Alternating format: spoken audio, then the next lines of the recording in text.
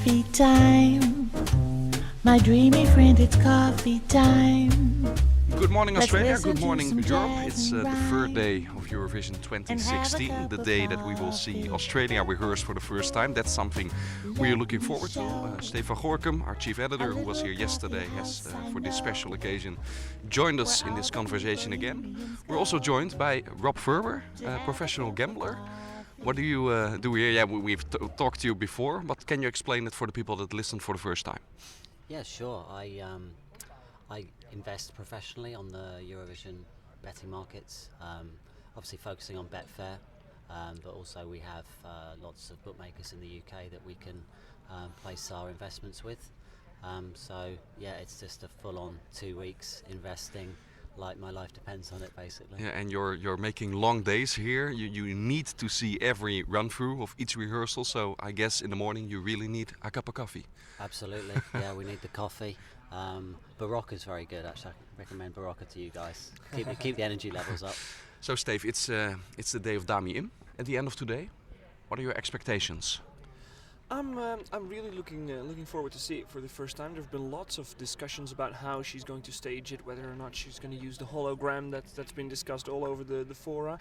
But I'm also interested to see it vocally, because I've seen several performances from her, and it's been up and down. I'm confident that when it matters most, which will be these 2 weeks, that she'll do well.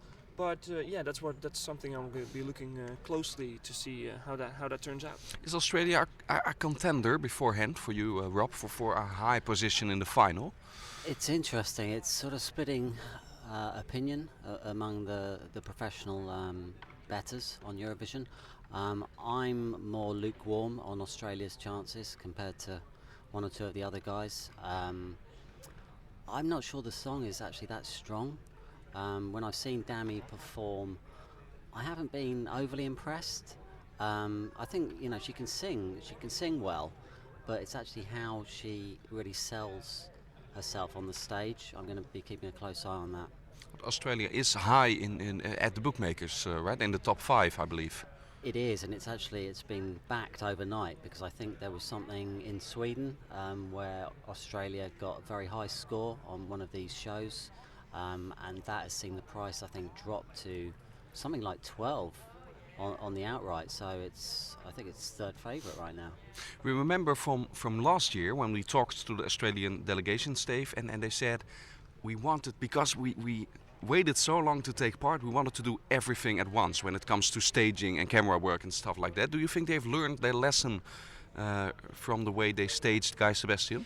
They were already starting to learn their lesson last year. It may have been a little bit too late, but at the first rehearsal and then the press conference afterwards, they said that we wanted to throw everything at it, and we looked it up in the viewing room. We saw that no, less is sometimes more, and they changed some details, and it was better in the final. It could maybe have been even better. They don't have the experience that some of the other countries have, like Sweden, for example. Well, now they're the host country, but even if they come to another country, they know exactly what they want, and they know how to get it done the way they want it. Australia is a very eager delegation, eager to learn and eager to do well in Eurovision, but they are still learning, and we'll see how it turns out today. We have 9 other nations going at it today. Which one are you looking forward to seeing the most, Rob? I'm interested to see Serbia. I'm a big fan of that song, Yeah. and Sanja. I think she's a fantastic live vocalist. I just hope to see her maybe rein in the facial expressions that we saw when the song was first released, and I think somebody has told her to do that, because We had Ewan Spence on our talk show last night, and he was talking about this as well, and he actually mentioned it to be one of his favorites after having seen Russia being a bit disappointing, even as a potential winner. Do you agree? I couldn't discount it, definitely. I think it's right up there. I'm interested to see the staging. Obviously she's going to have the 4 female backing vocalists, I think, joining her, and then there's going to be, is it a ballet dancer, a male ballet dancer that's going to be floating around the stage? So I believe so, yeah. Hope that all comes together, but knowing Serbia, it should be a good presentation. They usually do a good job. Do you think Nikki Byrne could be in trouble for Ireland, being smashed in between Serbia and Macedonia with Calliope, a very big name in that region? It's such a strong first half of this semi-final. Mm-hmm. I mean, I'm thinking there's going to be some stats broken in this semi because I think the first half is so strong. I could even see as many 7 qualifiers, possibly even 8. I know that. Yeah, and you need to sounds explain the crazy. stats from the past. Always show that It has that's never been more than 5 or never been more than It's- 4 even? Yeah, it's something like that. But also there's this general rule that I think 4 out of the last 6 songs in every Qualify. semi-final has always qualified.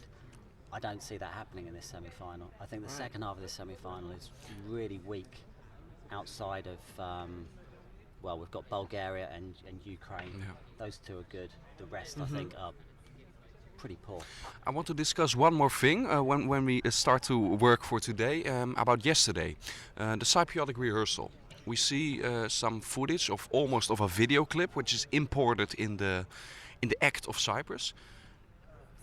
This is a breach of the rules, or at least something that could change the contest in a big way in the future, I believe. How are you looking at that as a professional gambler? Absolutely, I can believe it. You know, just interspersed with video footage. How can you do that? I mean, I think that is a breach of the rules. Seems the EBU can just sort of change things as they go along according to what these delegations request, but it's very strange. Okay. Do you agree, Steve? Yeah, well, the thing is, it's the thing that makes the difference is we've seen visuals and we've seen Mons and everybody has pulled out all the tricks, but those were things that you could see on the stage. The cameras were filming the stage and something was happening on there, nice visual display, and then it was also seen by the public on TV. This is nowhere near on the stage. This is just a video clip, cut it in between the performance.